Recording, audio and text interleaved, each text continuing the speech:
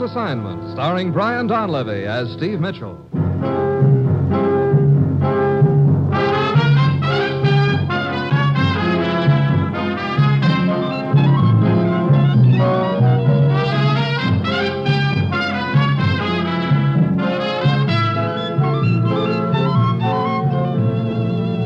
Yeah, danger is my assignment. I get sent to a lot of places I can't even pronounce. They all spell the same thing, though, trouble. But when I walk into the commissioner's office, I don't realize that this assignment's going to wind up with somebody trying his best to hand me a present. A load of dynamite with a lit fuse.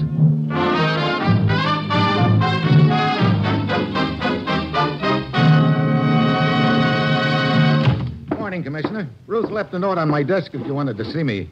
Incidentally, where is she? Down at the Red Cross Blood Bank, donating some blood. I gave her the day off. I've got a date for the same thing. Every American should donate blood to the Red Cross.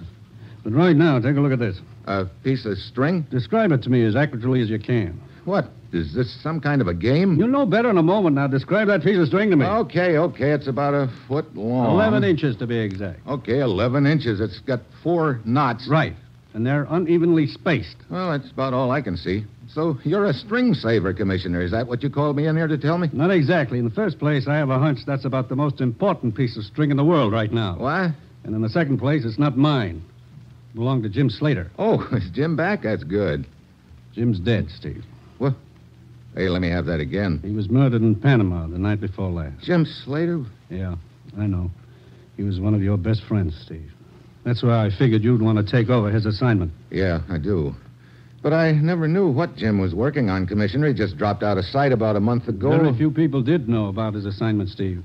I sent him to Panama a month ago. Panama? What's going on down there? Plenty, I'm afraid. Steve, Jim Slater was down there investigating a series of thefts that have been going on for the last 6 months.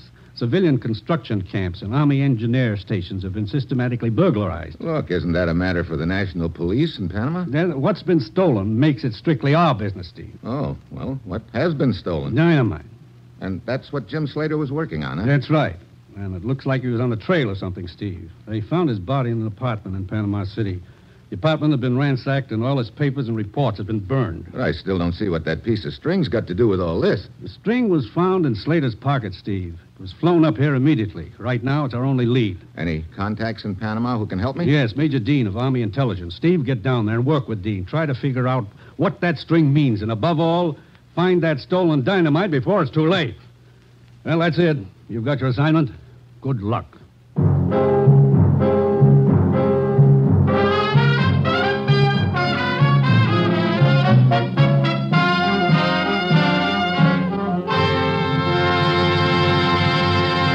The National Broadcasting Company is presenting Dangerous Assignment, starring Brian Donlevy as Steve Mitchell, colorful, two-fisted government agent. At all those places of the world where danger and intrigue walk hand in hand, there you'll find Steve Mitchell on another Dangerous Assignment.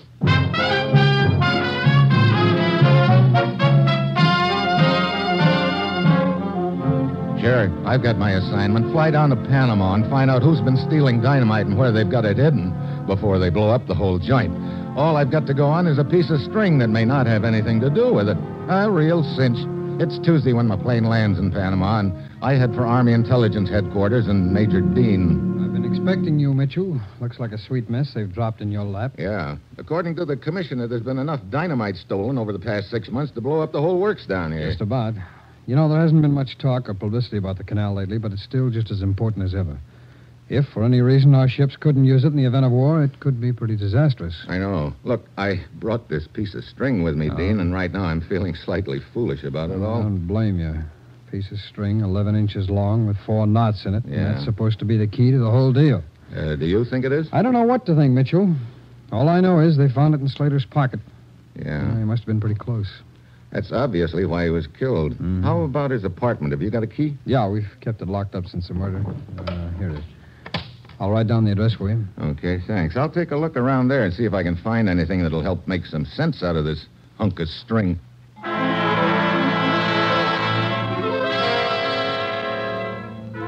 So I head for Slater's apartment. I search it from one end to the other, but all his papers have been destroyed, and there's nothing in the apartment to give me any leads at all. Just as I'm finishing up, the doorbell rings. Yeah? Oh, Jim here? Jim? Jim Slater. This is his apartment, isn't it? Yeah, it is. Well, look, is he here or not? Who are you? Well, my name's Ferguson. I'm a friend of Jim's. Say, what is all this? Come on in. Where is Jim Slater? Dead. What? How did it happen? An accident? No, he was murdered. Murdered? By whom? That's what I'm trying to find out. You say you're a friend of Jim's.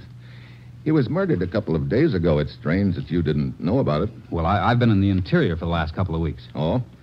Look, if I'd known he was dead, would I come up here to see him? I don't suppose so. How long have you known Slater?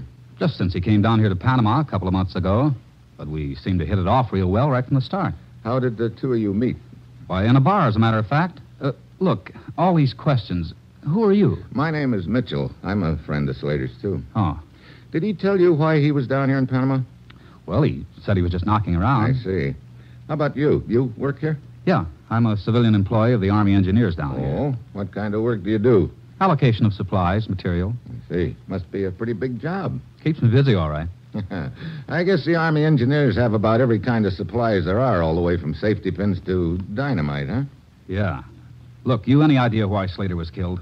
Not the slightest, Ferguson. I thought maybe you might be able to help me there. What do you mean by that, Mitchell? Well, just that maybe you knew of someone who might have a reason for killing him. Oh. Well, afraid I don't. You didn't know any of his other friends, huh? Just Alice. Who's she? Alice Gaines, a nurse out at Santo Tomas Hospital. The three of us used to do the town once in a while. I'm sure she couldn't possibly have had anything to do with it. Well, probably not. Okay, Ferguson, thanks for the information.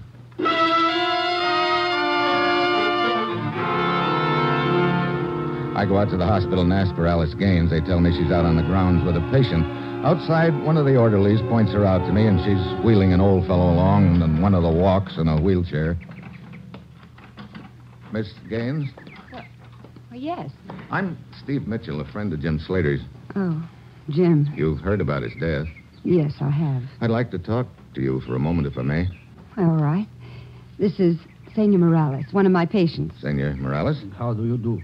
Senor, would you excuse me? Of course, my child. I will sit here. It feels good in the sun.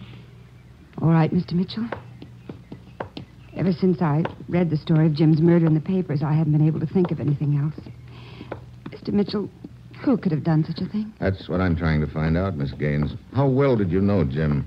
Well, we hadn't known each other but a month or so. I felt I knew him pretty well. Well enough to worry about him anyway. Worry about him? Oh, he seemed so unsettled, just sort of drifting around. Claimed he was looking for a job, but he never seemed to be enthusiastic about it. I see.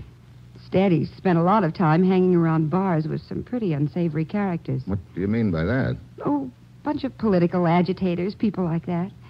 I used to read the riot act to him about it. He'd just sort of laugh and kid me out of it. Now he's gone. It's pretty hard to believe. Yeah.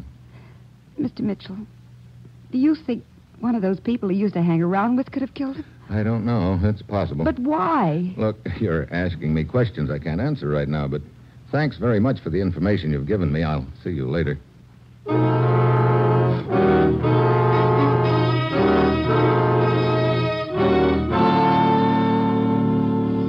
Well, Steve, so far you've collected yourself a couple of suspects, Ferguson and Alice Gaines. Yeah.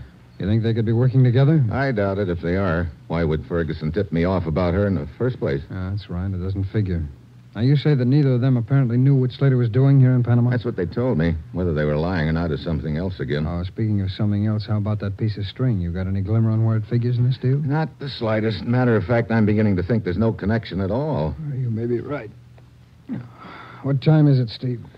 20 minutes past midnight. Well, there's not much more we can do tonight. Excuse me, will you? Mm-hmm. Major Dean speaking. Yeah? What? Let's have that again. Yeah, where? I see. How long ago? Okay, we'll be right over. Something the matter? I'll say there is. That outfit must think they're really safe again now they've knocked off Slater. What do you mean? They just pulled a raid on a civilian construction company in a little town about a dozen miles from here. And got away with 50 cases of dynamite. Why? Yeah, but I think we've got one of them. They're holding him out there for us, a native named Miguel. Come on. I want to talk to this Miguel real bad. Maybe I can trade this piece of string for a real live suspect.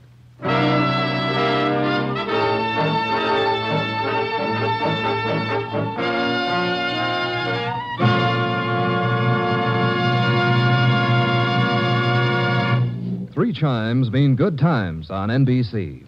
There's fun tomorrow on NBC with 2 of your favorite families. There's The Blandings, starring Cary Grant and Betsy Drake as Mr. and Mrs. Blandings, the owners of the beautiful, expensive, and troublesome dream house. And the hilarious Harrises with Frankie, Brother Willie, Julius, and all the other favorites of the Phil Harris Alice Faye show. That's tomorrow and every Sunday for Mr. and Mrs. Blandings, starring Cary Grant and Betsy Drake, and the Phil Harris Alice Faye show.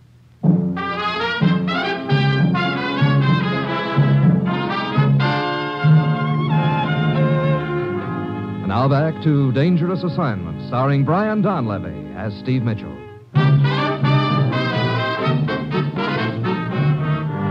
Major Dean and I take off for the construction company's camp 12 miles out of the city. There's a man waiting for us when we pull up in front of the shack. Mr. Mitchell! That's right. I'm Barrows, the night watchman. Barrows, this is Major Dean. Evening, Major. Hello, Barrows. Suppose you tell us what happened. Well, I was making my rounds an hour or so ago. Thought I saw something in the shadows near one of the sheds. So I went over to investigate and got jumped. Who jumped you? A couple of natives.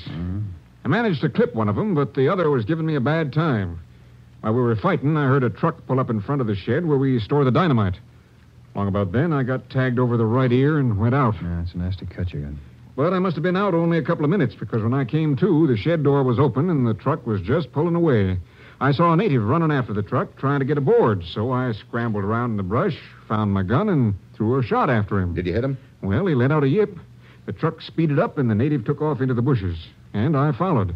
5 minutes later, I spied a guy hurrying along a dirt road. Same guy? Well, I couldn't be sure, but it must have been, because he was bleeding from the shoulder. But he denied having any part in it. Only thing he'd tell me was that his name is Miguel. Where is he now? Well, I bandaged his shoulder and locked him in the shack here. The shoulder. Did it look like a bullet wound to you? Sure did. Okay, good work, Barrows. Let's talk to him, Major. All right, Steve. Now, here, I'll just unlock this for you. Thanks. Go ahead. Hello, Miguel. I don't know you. We want to ask you a few questions. Well, I don't know any answers. Why are you boys stealing dynamite?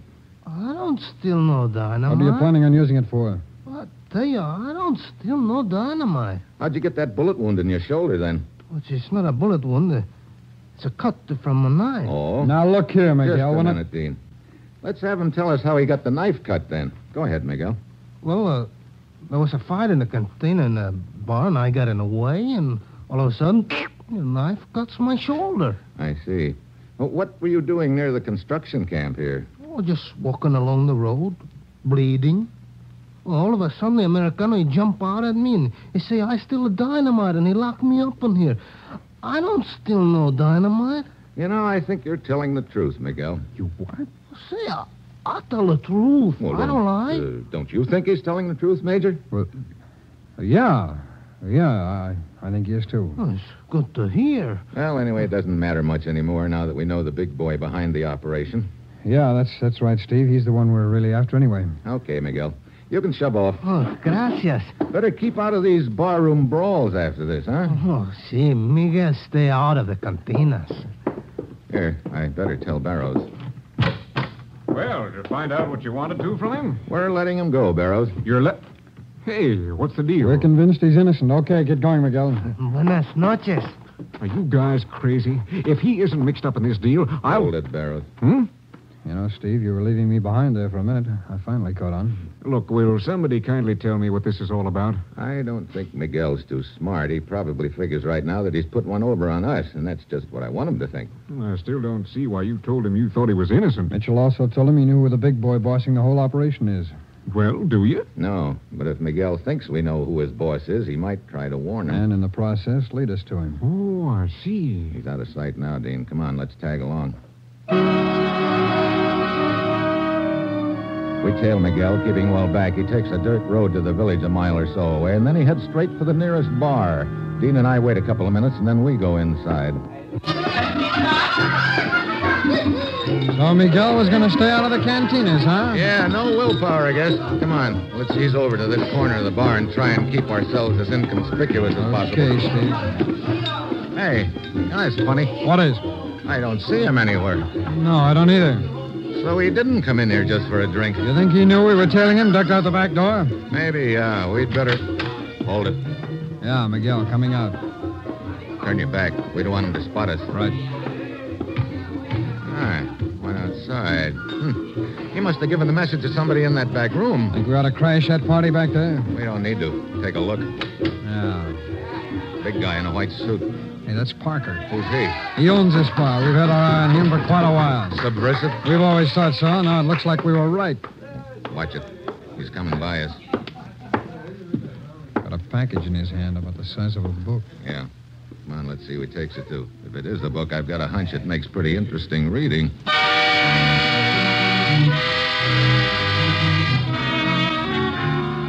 Parker gets in a car outside the bar and heads for the city. Major Dean and I follow. About 30 minutes later, he pulls up in front of an apartment house and goes inside.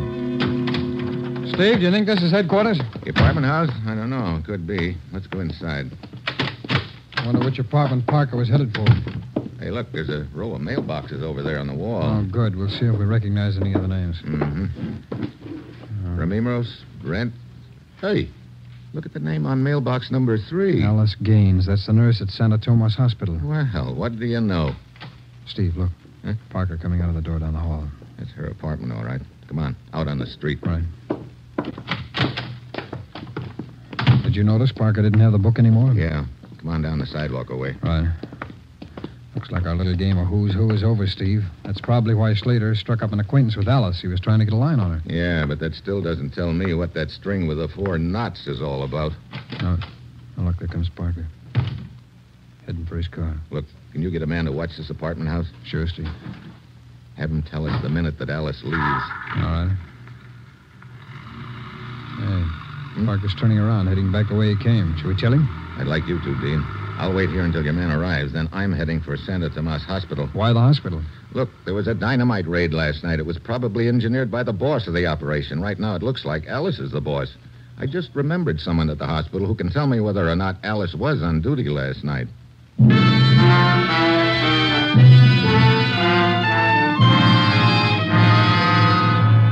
So I head for Santa Tomas. After walking around the grounds for a few minutes, I spot the guy I'm looking for, Senor Morales, the patient in the wheelchair. He's sitting over near one of the fountains. Oh, good afternoon, Senor. Mitchell is in a... That's right, Senor Morales. I presume you would like to talk to Alice, but she is not on duty yet. Matter of fact, I came here to talk to you, Senor Morales. Indeed, and how may I serve you? Is Alice Gaines your regular nurse? She and I have never seen a better one. She takes excellent care of me. What hours are her duty hours? From 4 in the afternoon until midnight. How about last night? Last night? What do you mean? Was she on duty all evening? We, as far as I know... Oh, wait. What is it? I just remembered I retired early, and last night I awoke about 11:30. I called for Alice, but another nurse came instead. She told me Alice had left early complaining of a headache. I see. Well, thank you, Senor Morales. Thanks a lot. I head for Parker's bar. Dean is sitting outside in the radio car in communication with his man who's watching Alice's apartment. So far, she hasn't budged, and Dean tells me that Parker came straight back to the bar. At this point, I figure it's time I paid a visit to Parker. I find him in the back room. Hey, what's the big idea? You and I are going to have a talk, Parker. Talk? I don't know you. You will. Get out of here. Oh, no. I want to talk about dynamite. Dynamite? Oh, no. Just leave that gun where it is. Let go of me. Hey, where's that dynamite? I don't know. That refresh your memory any? I tell you, I don't know. Okay, Buster. Stop it. You had enough, huh? Yeah.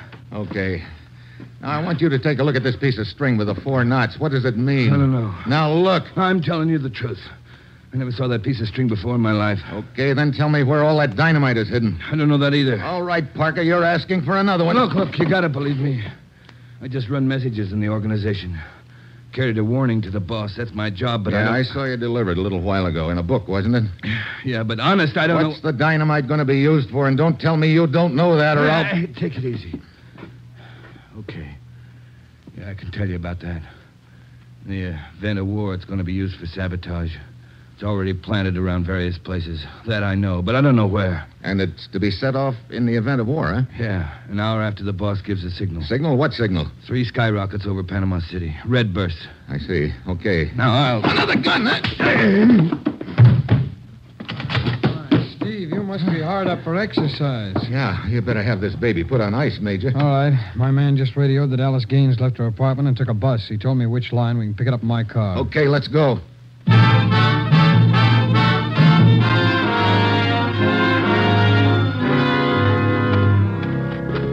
I don't get it, Steve. Alice came right here to the hospital with that book under her arm. Yeah, now she's heading down the path. Keep back. I don't want her to spot us. Wait, look. She stopped beside one of the patients. Hey, that's Senor Morales. Look, she's handing him the book. Yeah, come on. Well, I was at my apartment this afternoon, Senor Morales. A man who said he was a friend of yours stopped by. His name is Parker. He wanted me to bring you this book. That is very kind of you, my dear. Gracias. I'll take that book, Morales. Michel, Thanks. Now, let's see what's in it. give it back. Steve, what's this all about? Looks like we had the wrong party pegged, Steve. Yeah, here we are. A note in the front of the book.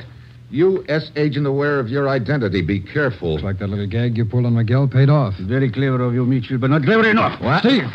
Well, I guess that gun makes you the doctor instead of the patient. Exactly. Now you will all turn around and face in the other direction at once. You won't get very far, Morales. I will take my chances on that. Let me warn you that I am an excellent shot. If any of you turn around before I am out of sight, you will be killed at once. I didn't even know he could walk. Yes, but I don't see how he can get very far. He's pretty weak. Any prolonged exertion is liable to kill him. Well, at least this explains why Slater got acquainted with Alice here. He had a line on Morales and figured this would be a good way to stay close to him. Wait, he's out of sight now. Come on, after him.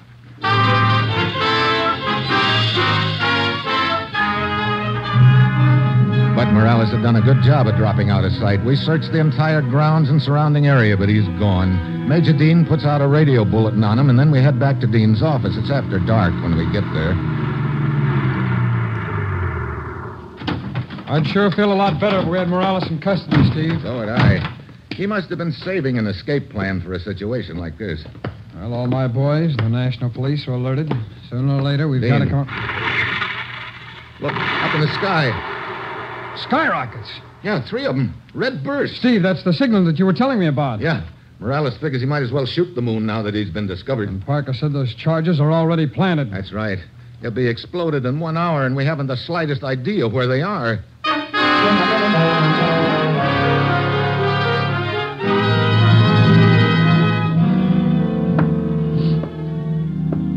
All right, Steve, what are we going to do? There's 20 minutes gone. We're no closer to the answer. You have all your units alerted. Certainly, I'm in radio communication with all of them, but what good's that do? I don't know where to send them. Yeah, we got to figure out where that dynamite is planted. But how, Steve? Blindfold ourselves and stick pins in a map? Trouble is, there are so many defense installations in this area, you can't cover them all. Well, you can say that again. Here, look. Huh? Here's where we are on the map. Yeah? I can take a compass with just a 5-mile radius and draw a circle. Yeah. And in the area of that circle alone, there must be 50 installations. Say nothing of a couple of the Canal locks. They're over here. Hey, wait a minute. What is it? What did you just do? What do you mean, what did I just do? I just drew a circle. What about it? Yeah. The string, Dean. The piece of string. Hey, that's right. Did Slater have a code map like this? Sure, I gave him one. He probably burned it when he knew that they were coming after him in his apartment, but he figured out a way to tell us what he knew. Look, I put one end of the string here at headquarters. Yeah. Then I trace a circle with the other end. Now watch where those knots in the string fall on the map. All right. Are they passing over any installations? Wait a minute. Yeah, one of the knots just passed over a canal lock. Copy down the code name. All right. Okay. Another knot passed over a radar installation. All right, keep going. Okay, let's see. Third knot passes over the powerhouse. Yeah? And the nearest knot. No, that just passes over a hill. Doesn't look like there's anything here, but hey, there's a code name on it. Brother, I wonder how he found out about that. What are you talking about? Steve, hidden in the side of that hill is the communication center for the whole canal zone. Blow that up and the entire area is paralyzed. Great. Oh, we better get word to your units. Yeah. Attention, all units in security operation. Attention. Unit Able, cover installation code name Watchdog. Unit Baker, take code name Gravy Boat. Unit Charlie, take code name Sad Sack. Report completion of mission. Okay, Steve, that takes care of the canal lock, the radar station, and the powerhouse. We'll take the communication center ourselves. Let's go.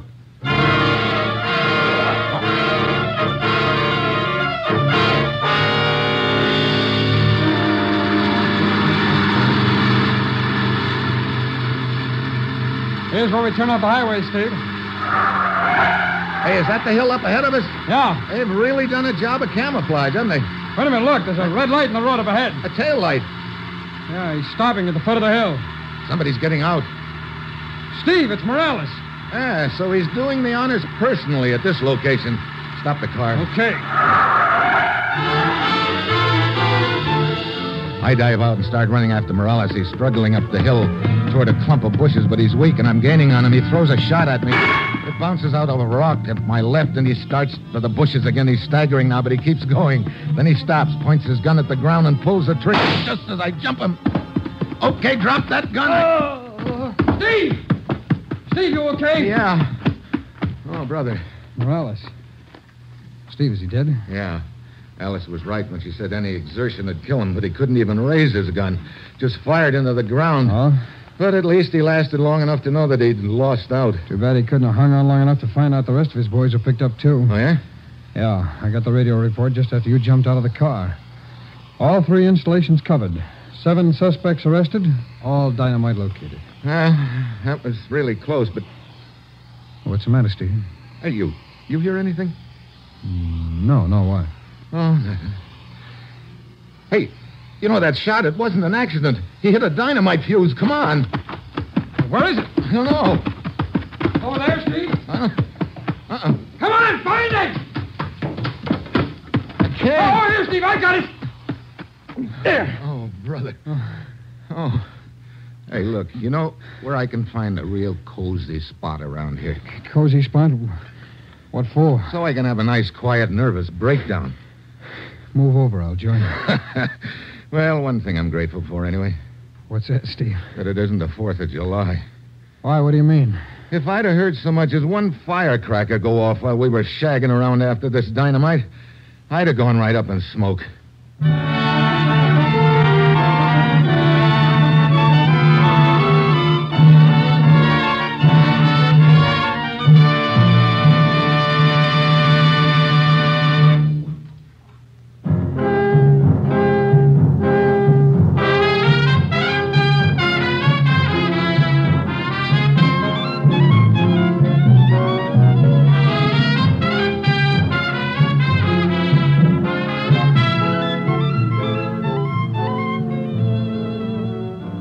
Dangerous Assignment, starring Brian Donlevy as Steve Mitchell, with Herb Butterfield as the commissioner, is written by Bob Reif and Adrian Jondo, with music by Robert Armbruster, and is produced and directed by Bill Karn. Others in the cast were Stacey Harris, Val Brown, Kay Stewart, Byron Kane, Don Diamond, and Raymond Hartman.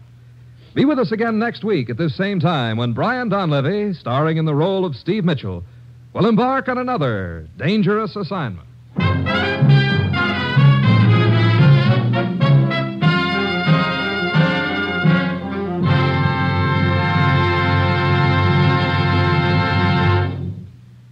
Recent figures disclose that more Americans have died on our highways than in all our wars. One main cause of death on the highway is lack of courtesy. A good rule to observe is that of America's friendly truck drivers. Courtesy and consideration to all motorists. Remember, the life you save may be your own. 3 chimes mean good times on NBC. There's an hour and a half of the very best in music, comedy, and drama tomorrow on The Big Show, when MC Tallulah Bankhead's guest list includes Judy Holliday, Carmen Miranda, Jimmy Durante, Rex Harrison, and many more. And there's another outstanding 1-hour production by Theater Guild on the Air also tomorrow. It's Tale of Two Cities, starring Douglas Fairbanks. Now, it's The Man Called X on NBC.